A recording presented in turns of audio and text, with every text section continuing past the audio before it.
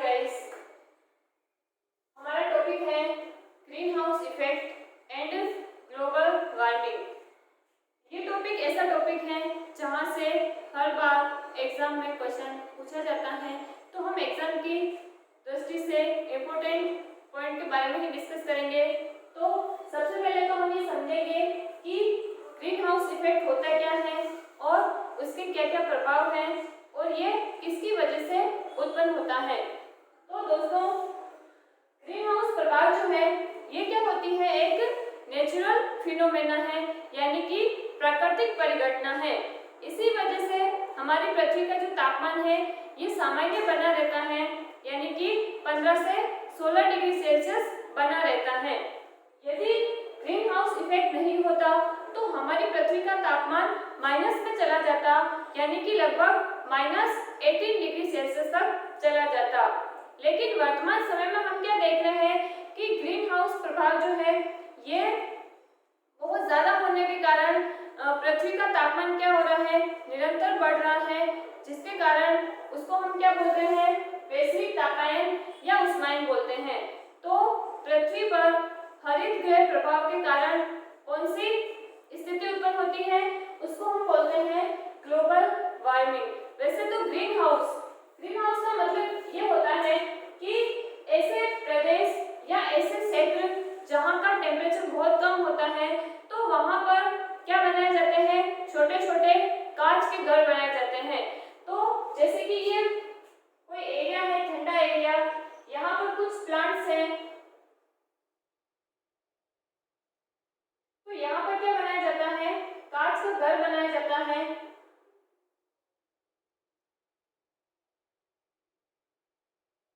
अब क्या होता है कि जब सनलाइट यहाँ पर आती है तो ये क्या हो जाता है, गर्म हो जाता है, यानी कि ये कांच का घर, इसमें ऐसी स्थिति होती है कि ये सूर्य के प्रकाश को अंदर तो आने देता है, लेकिन विकिरणों को वापस से बाहर जाने से रोकता है।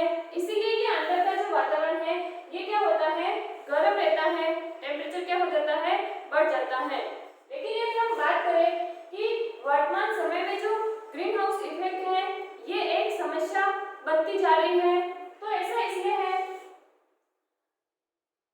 कि जो सूर्य से आने वाली विकिरणें हैं, उन विकिरणों में से क्या हो रहा है कि कुछ भाग तो क्या होता है कि वायुमंडल के जो सौरमंडल होता है इसमें उपस्थित धूल के कणों द्वारा परावर्तित कर दी जाती है। उसका कुछ भाग पौधों के द्वारा प्रकाश संश्लेषण में उपयोग कर लिया जाता है और बाकी बचा हुआ भाग जो है वो कहाँ पर आता है, पृथ्वी पर आता है। और पृथ्वी उन विकिरणों को क्या करती है, एब्जॉर्ब कर लेती है, अवशोषित कर लेती है। अब जब ये पृथ्वी क्या करेगी, सौर विकिरणों को एब्जॉर्ब करेगी, तो पृथ्वी का टेम्परेचर क्या होगा, बढ़ जाएगा, पृथ्वी क्या हो जाएगी, गर्म हो जाएगी। तो पृथ्वी भी क्या करेगी, वापस से विकिरणों को क्या करेगी, सूर्य की तरफ क्या करेगी, यानी कि वायुमंडल की तरफ क्या करेगी, उत्सर्जित करेगी। अब हम स्टेप बाय स्टेप देखेंगे कि किस तरीके से ग्रीन हाउस इफेक्ट होता है और ये जो होता है ये किन गैसेस की उपस्थिति के कारण होता है और इसका रिजल्ट क्या होता है। तो यहाँ पर हम देखेंगे कि जैसे ये सौरमंडल है, यहाँ पर क्या होते हैं, बहुत सारे धूल के कण होते हैं और बादल बनने की जो क्रिया होती है ये भी यहीं पर होती है, पेड़ पौधे, जीव जंतु, यानी कि जो ज्यादातर डाइवर्सिटी होती है वो इसी मंडल में होती है। अब जब क्या होता है कि ये सूर्य का प्रकाश यहाँ पर आता है, तो इसमें से ये जो धूल के कण है कुछ भाग क्या कर देगा, इनको वापस से परावर्तित कर देगा। कुछ भाग जो है इनका उपयोग पौधों के द्वारा प्रकाश संश्लेषण में हो जाएगा, फोटोसिंथेसिस में हो जाएगा।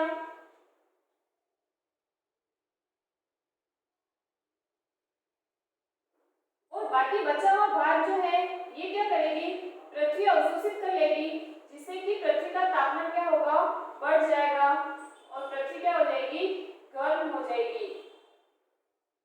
अब दोस्तों यहाँ पर पृथ्वी वापस क्या करेगी, विकिरणों को परावर्तित करेगी। तो यहाँ से क्या आ रही है, सौर विकिरणें आ रही है, सोलर रेडिएशंस आ रही है।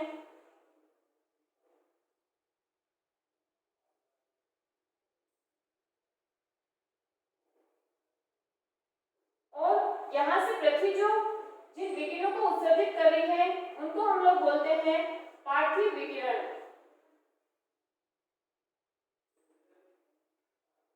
अब हम लोग क्या देखते हैं कि पर्यावरण में गैसों की मात्रा, प्रदूषण की मात्रा निरंतर बढ़ती जा रही है, जिससे कि ये जो पार्थिव विकिरणें हैं ये वायुमंडल को पार नहीं कर पाती है और ये जो धूल के कण होते हैं ये इनको वापस क्या करते हैं, पृथ्वी की तरफ भेज देते हैं। इस प्रकार से पृथ्वी और वायुमंडल में उपस्थित गैसों के मध्य इन विकिरणों का क्या होता है, आदान प्रदान होता रहता है। इसी कारण से पृथ्वी का तापमान जो है वो सामान्य बना रहता है, लेकिन गैसों की मात्रा बढ़ने के कारण जो तापमान है वो लगातार बढ़ता जा रहा है और इसी को क्या बोलते हैं, ग्रीन हाउस प्रभाव बोलते हैं। और इसी के कारण जो रिजल्ट के रूप में अपने को सामने आता है वो क्या होता है, ग्लोबल वार्मिंग होता है, यानी कि पृथ्वी क्या होती है, गर्म होती है। तो यहाँ पर हम लिख सकते हैं ग्रीन हाउस प्रभाव, ग्रीन हाउस इफेक्ट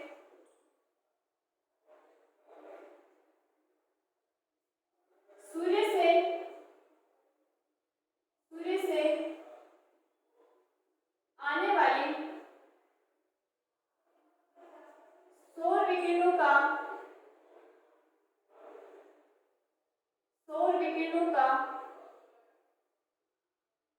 कुछ भाग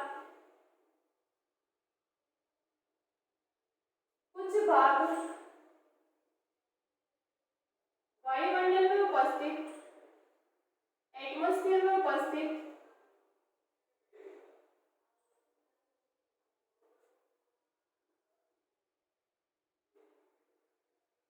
धूल कणों द्वारा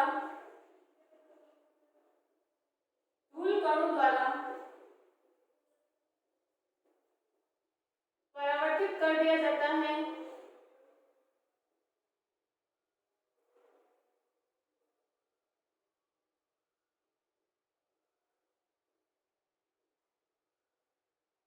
तथा कुछ भाग, और यहाँ पर हम बोल सकते हैं लगभग 1%, कुछ भाग पौधों द्वारा प्रकाश संश्लेषण की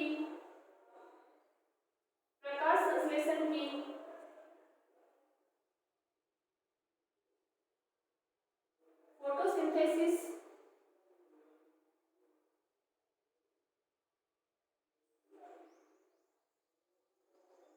की क्रिया में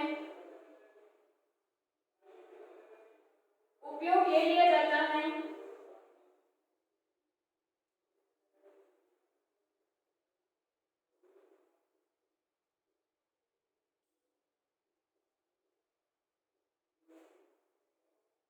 जबकि शेष बचा हुआ भाग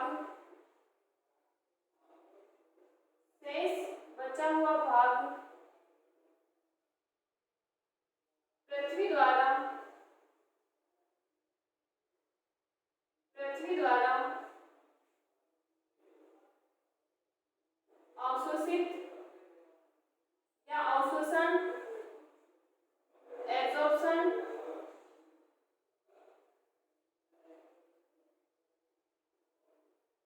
कर लिए जाने के कारण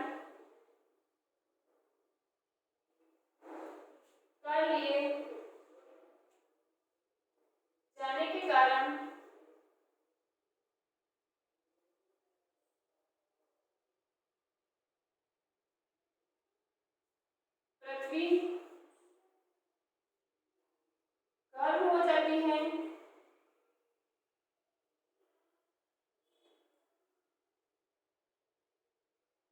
तथा पार्थिव विकिरणों के रूप में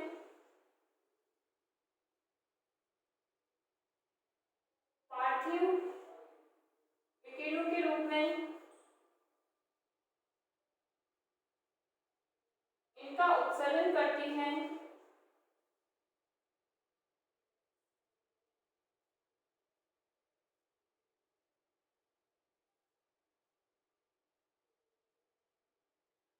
हम क्या देख रहे हैं कि जब यहाँ पर सूर्य का प्रकाश पृथ्वी तक आ रहा था तब तो यहाँ पर कोई भी बाधा उत्पन्न नहीं हो रही थी, लेकिन जब वापस से पृथ्वी ने पार्थिव विकिरणों के रूप में उत्सर्जन किया तब क्या हुआ, इसकी पारगम्यता कम हो गई और ये वापस कहाँ आ गई, वायुमंडल से पृथ्वी की तरफ आ गई।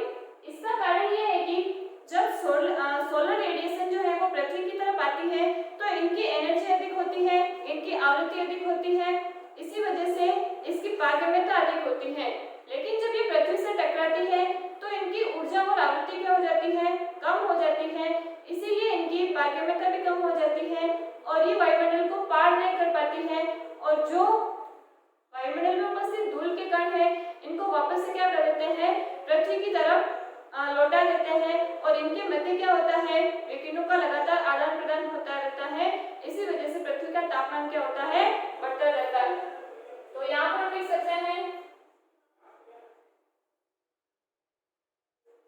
सूर्य से आने वाली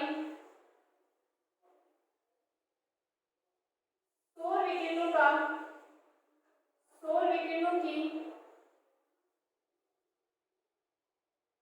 ऊर्जा, एनर्जी व आवृत्ति अधिक फ्रीक्वेंसी, परंतु तरंगदैर्घ्य कम होती है।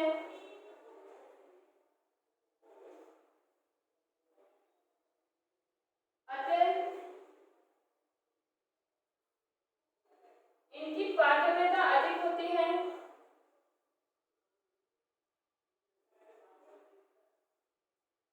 परमेबिलिटी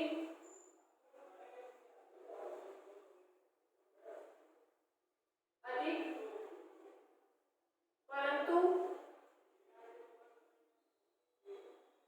पृथ्वी से उत्सर्जित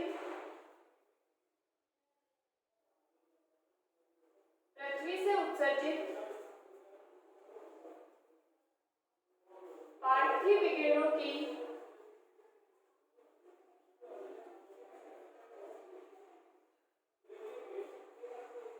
ऊर्जा व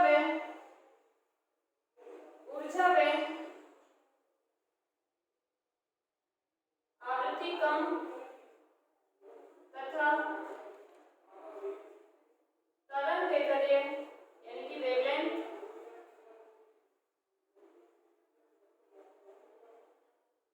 अधिक होने के कारण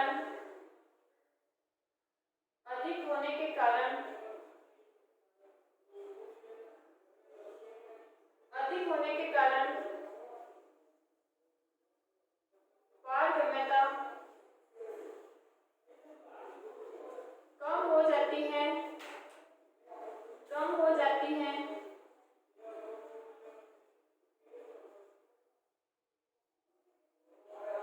अतः वायुमंडल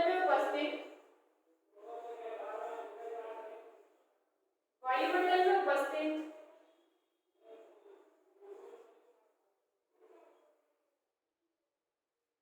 गैसें व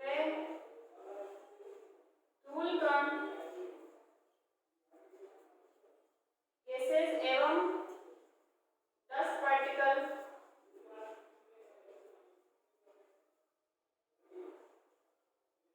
इन्हें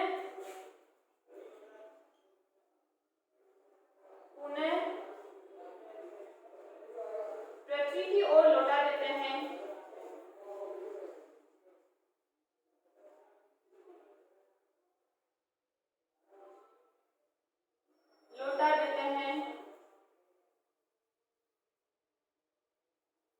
इस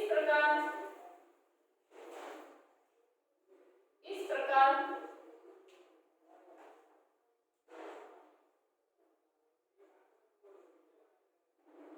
पृथ्वी व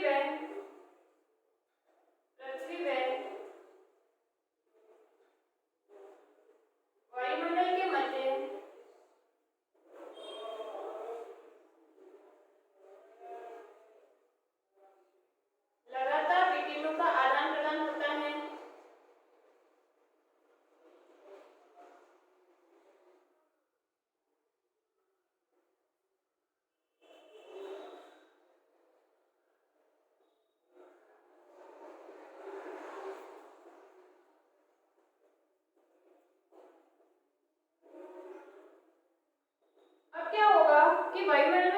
ज्यादा गैसेस उपस्थित होगी वो उतना ही इस प्रभाव को क्या करेगी, बढ़ाने में योगदान देगी। अब ग्रीन हाउस प्रभाव के लिए जो जिम्मेदार गैसें होती हैं उनको हम लोग बोलते हैं ग्रीन हाउस गैसेस। और यहाँ से ये सिर्फ समझने के लिए इम्पोर्टेंट है, एग्जाम्स में जो क्वेश्चन आता है वो ग्रीन हाउस गैसों से पूछा जाता है कि निम्नलिखित में से कौन सा ग्रीन हाउस गैस है या निम्नलिखित में से कौन सा ग्रीन हाउस गैस नहीं है। तो नेक्स्ट हम लोग देखेंगे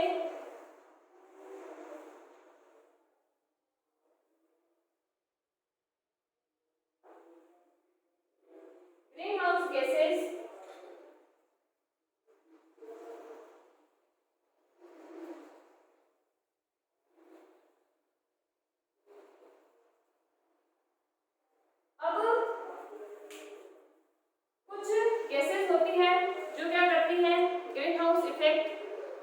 करती है, उसमें से जो सबसे ज्यादा जिम्मेदार गैस है उस गैस का नाम है carbon dioxide gas, CO2 gas. लगभग ग्रीन हाउस इफेक्ट में 60% योगदान जो है वो CO2 का होता है। फिर नेक्स्ट बात करते हैं तो दूसरी होती है मेथेन गैस, इसके अलावा क्लोरोफ्लोरोकार्बन है, इसके अलावा नाइट्रस ऑक्साइड है यानी कि नाइट्रोजन के जो ऑक्साइड है, ये सारे के सारे क्या उत्पन्न करते हैं, ग्रीन हाउस प्रभाव उत्पन्न करते हैं। और क्वेश्चन जो है वो यही से पूछा जाता है। तो ग्रीन हाउस गैसेस में पहली हो जाएगी CO2, दूसरी हो जाएगी मीथेन CH4, तीसरा हो जाएगा CFC, चौथा हो जाएगा नाइट्रोजन के ऑक्साइड्स। अब जो एग्जाम में क्वेश्चन पूछा जाता है वो आपको फॉर्मूला देकर भी पूछ सकते हैं या फिर इनके नाम देकर भी पूछ सकते हैं। जरूरी नहीं है कि उनके सूत्र भी दिए हुए हो और उनके नाम भी दिए हुए हो। तो यहाँ पर CO2 कार्बन डाइऑक्साइड है,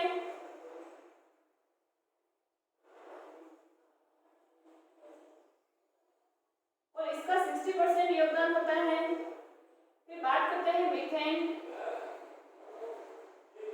तो मीथेन का लगभग 20% योगदान होता है। अगर क्लोरोफ्लोरोकार्बन की बात करें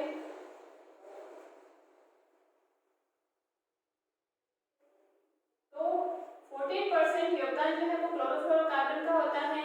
और N2O यानी कि नाइट्रस ऑक्साइड, तो ऑलमोस्ट 6% योगदान जो है वो नाइट्रस ऑक्साइड का होता है। यहाँ पर लगभग यही गैसें हैं जो ग्रीन हाउस इफेक्ट उत्पन्न करती हैं, लेकिन जल वाष्प को भी इसमें सम्मिलित करते हैं क्योंकि ये भी क्या करती है, सूर्य से आने वाली विकिरणों को अवशोषित करके तापमान को बढ़ाने में योगदान देती हैं। तो अन्य में लिख सकते हैं जल वाष्प,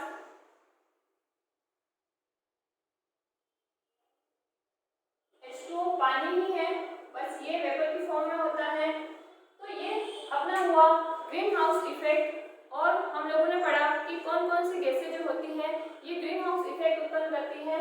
अब ग्लोबल वार्मिंग जो इसी का क्या है, परिणाम है, क्योंकि इन गैसों की मात्रा पर्यावरण में लगातार क्या हो रही है, बढ़ रही है। तो जितनी ज्यादा मात्रा में गैसेस प्रेजेंट होगी वो उतने क्या करेगी, सूर्य से आने वाली विकिरणों को एब्जॉर्ब करेगी और तापमान को क्या करेगी, संग्रहित करेगी। इससे पृथ्वी का तापमान क्या होगा, बढ़ेगा। और पृथ्वी के तापमान को बढ़ने की घटना को अपन क्या बोलते हैं, ग्लोबल वार्मिंग बोलते हैं।